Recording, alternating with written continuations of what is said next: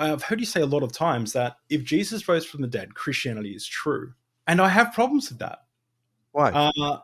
Okay, well, let's get into it.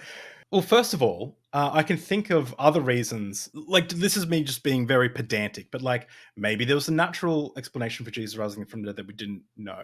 Maybe Okay. people were just Just why you say that? I mean, keep going on, but what do you think the probability is that Jesus, given what oh we know from science, that Jesus was raised naturally well, I and don't I in a don't. body that is Well, healed?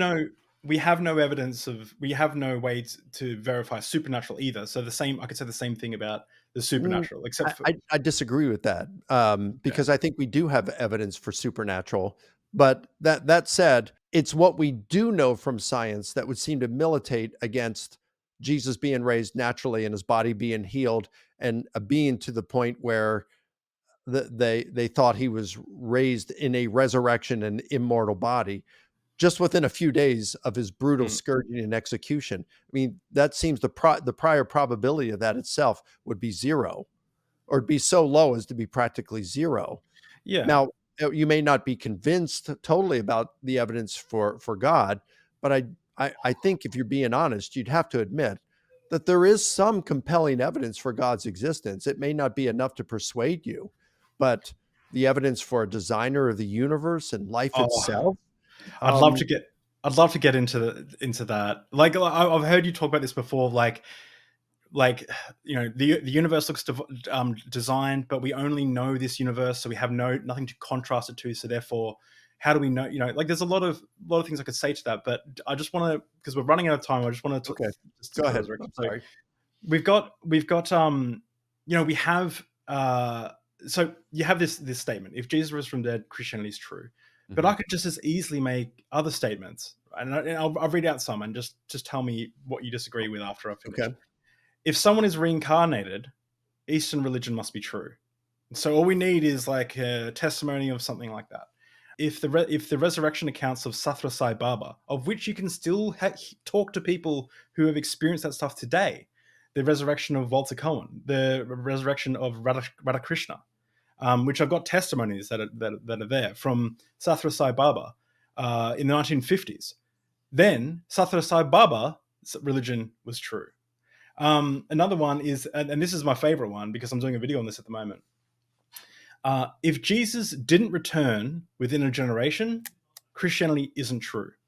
Of course, talking about when Jesus said in Matthew 24.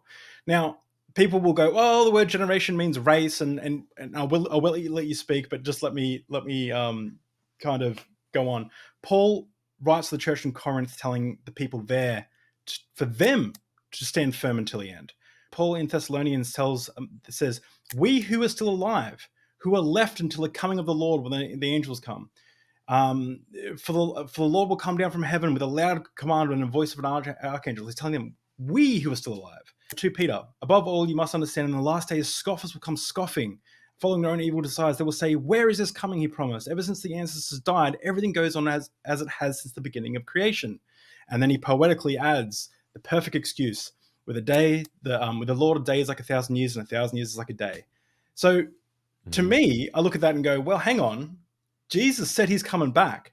This is evidence that it's not true. Which, by the way, is also funny because Sathra Sai Baba predicted he was going to come back when he died in 1989. He didn't, but he still has millions of followers over in India. So, Mhm. so I'm seeing some parallels here. Yeah. So, what do you say to that? I mean, I don't know if you know about Sathra Sai Baba's miracles or you've read them. I don't. I'm not familiar with those. I'd have to look at those, but I can't comment because I'm not familiar with them. What I would say is, yep, it's indisputable that the early church, including Paul, at least in the earlier days, believed that Jesus was coming back in their lifetime. And then they were trying to figure out why he hadn't returned. And so statements of Jesus to the effect that some of you standing here uh, will not die before you see, me coming back in glory. Um, so, people try to look at that in different ways, and about this generation will not pass away until all these things happen. Well, maybe Jesus didn't actually say this. Well, if he didn't say those, then why did all the Christians seem to believe that he was coming back in their lifetime? It seems to me that that is evidence that Jesus actually made those kinds of statements. So, how do we account for that? I read a book recently, When the Son of Man Didn't Come. I believe it was co-edited by Christopher Hayes. He's the main editor on it, and a bunch of different contributors. I just read this recently, and it does present an interesting perspective. I need to think about it more, but it seemed plausible to me when I read it. And here's what they're saying: there were two kinds of prophecies.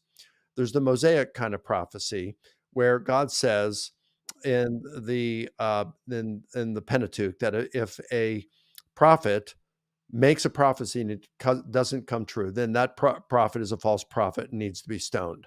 All right. So there's that kind of prophecy.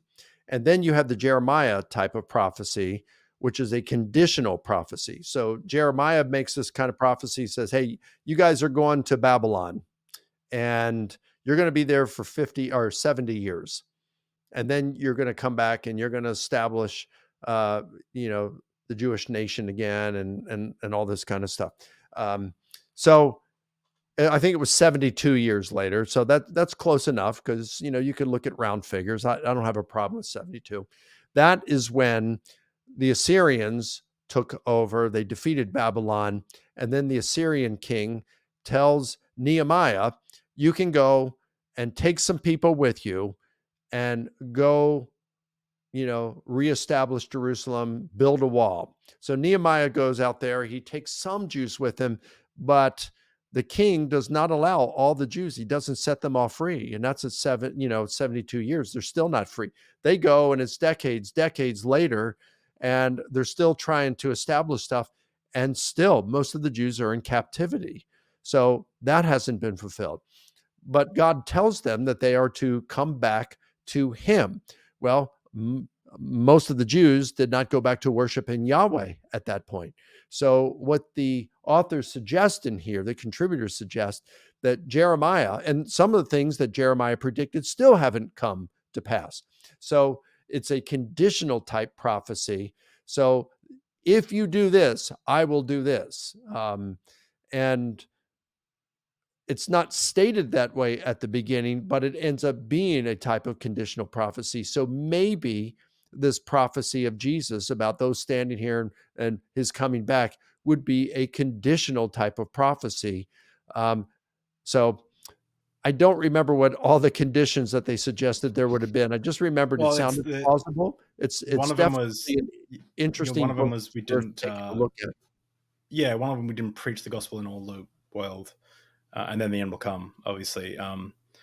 Yeah, I mean, this is what I say in my video. But when I was a Christian, we had this local pastor. She prophesied that there'd be a huge natural disaster coming to Australia if we didn't pray. We prayed, and then there was no natural disaster. But if there was a natural disaster, we didn't pray hard enough. So either way, she was right. And I Right. feel like I feel like when prophecies can be, this is my problem, but I feel like if prophecies are conditional like that, it's like, what's the point?